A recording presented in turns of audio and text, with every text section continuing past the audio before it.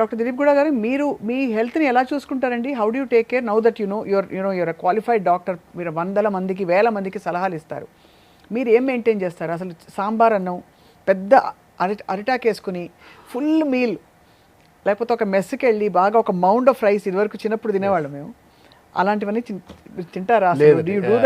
I have stopped eating white rice or white rice based idli dosa లాంటివి నేను తిని 5 years అవుతుంది బేసికలీ.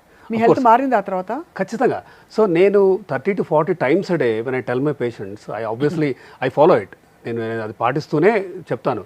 ఎందుకంటే ఇప్పుడు డయాబెటిక్ డైట్ అనేది it is not just diabetics తినాల్సిన డైటే కాదు, అందరం తినాల్సిన diet. So that is what even I have been following. So బేసిక్గా అంటే గ్లైసెమిక్ ఇండెక్స్ అంటాం, అంటే తినగానే ఇట్లా ఒక షుగర్ స్పైక్ వచ్చే ఫుడ్స్ని మనం వీ డోంట్ ఎంకరేజ్. సో కొంచెం డైజెస్ట్ అవ్వడానికి కష్టపడాలి మన గ్యాస్ట్రోఇంటెస్టైనల్ సిస్టమ్. సో దానికి ఏంటి, కాంప్లెక్స్ కార్బ్స్ మంచివి.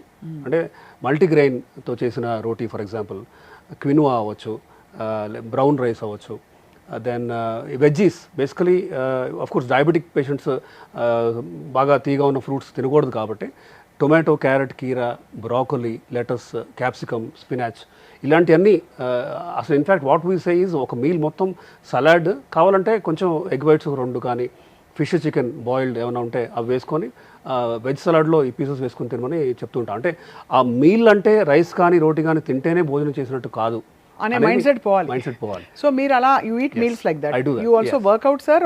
I do workout. 10,000 steps a day అలా ఫిక్స్డ్గా పెట్టుకోను, బట్ ఐ ట్రై ఎంత పాసిబుల్ అయితే అంత weight training and cardio I try to alternate.